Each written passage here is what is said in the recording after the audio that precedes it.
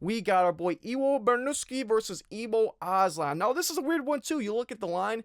I don't want to say it's mind-blowing off of Ibo Aslan's recent performances, but it's not exactly what I was expecting. Now, we can look at some of their most recent fights. We got Iwo Baraniewski's record. He just got a really fast knockout on his Dana White's Contender Series debut, as you can see, against Muhammad Ali, who was 4-0 at the time. He looked great in that spot, so I kind of get why this line is going for him. He's a minus 200 in the spot. It kind of makes sense. 27 years old. He's got a great run so far. And on Ibo Aslan, on the other hand, his last two fights have looked absolutely terrible. Now, his most recent two fights, first being against Ion Cutelaba and this actual most recent one being against Billy Elikana, they were both terrible looks, but for completely different reasons. Now, in his fight against Ion Cutelaba, his grappling was quite literally exposed. I mean, it was like a fraud check in terms of the grappling for Ibo Aslan. He looked absolutely terrible. Ion Cutelaba hurt him on the feet, landed takedowns, got the mount at will, and at that point, he wrapped up a submission so damn fast. I mean, how fast was it? It was 2 minutes and 51 seconds in the first round. That goes to show how bad his grappling looked in that spot.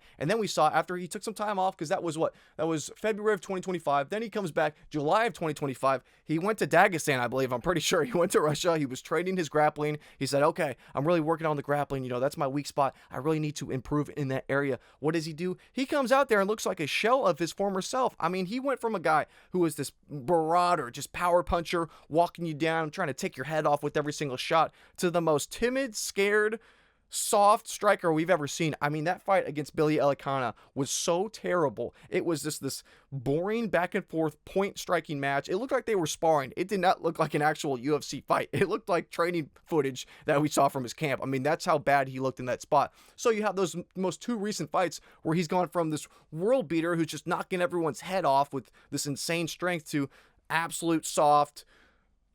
Like, he doesn't want to go out there. It looks like he doesn't even want to be there. So I look at this line and I can say, okay, Iwo, I get his momentum. He just got a 30-second knockout in his Dana White Contender Series over a very highly accomplished grappler. So it's like, I get why it's going this way. However, I really feel like people are completely writing off Ibo Aslan in the spot, and I know his last two fights have been absolutely terrible. His most recent fight was so damn bad, I genuinely had the thought in the back of my mind of, did this guy get paid off? I mean, it was that bad, just in terms of his complete stylistic changeup. He went from one style of fighting to the complete opposite. I mean, it's kind of crazy how much of a transition he made, so it kind of raised the question of, maybe he took a little bit of that Saudi money. I don't know. It was overseas when that fight happened too. So I don't know if they were in Abu Dhabi or where, but they were in that part of the world. Maybe something was going on behind the scenes. I don't really know, but it did worry me.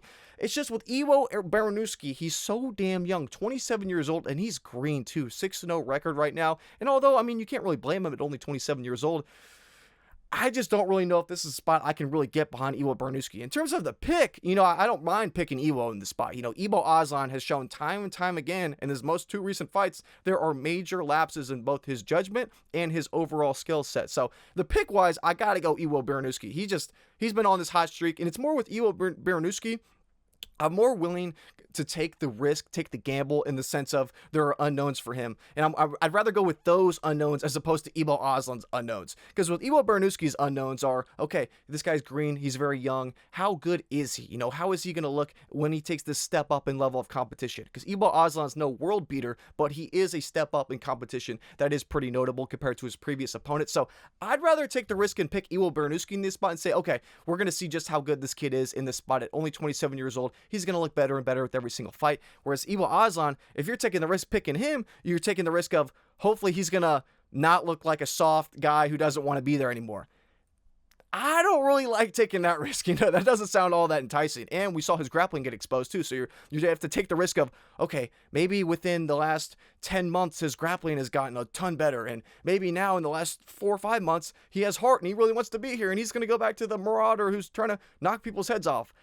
Way too many unknowns for me there, so I really would rather just pick the Iwo Baraniewski side, although minus 210 is a bit wide considering we have seen when Ibo Aslan is on, he's on, and he might not be the most technical, but if he touches your chin, he's probably going to hurt you, and we haven't really seen Iwo Baraniewski go through that adversity yet throughout his short career, especially at the UFC level, because that footage is non-existent. This is his UFC debut, so I think there are some red flags on both sides for this fight, but I'm going to go with the guy who showed me less red flags. I'm going to go with the guy who showed me less holes in his game overall, especially in terms of the mentality and the mindset. Ibo Aslan, after he got submitted like that against Ion Cutelaba, it really kind of changed his mentality, and maybe it's a mental thing. It could be both for him, so that worries me even more. You got the physical and you got the mental, not to mention the skill set involved with his poor grappling. So there are way too many red flags and holes in his game behind Ibo Aslan to really get behind him in the spot. However, this is one, in terms of the bets, I'd rather just sit back and kind of avoid this one. I don't really see a ton of value on either side, but yeah, in terms of the pick, I'll go Iwo Baraniewski, but ever so slightly, not the most confident in that.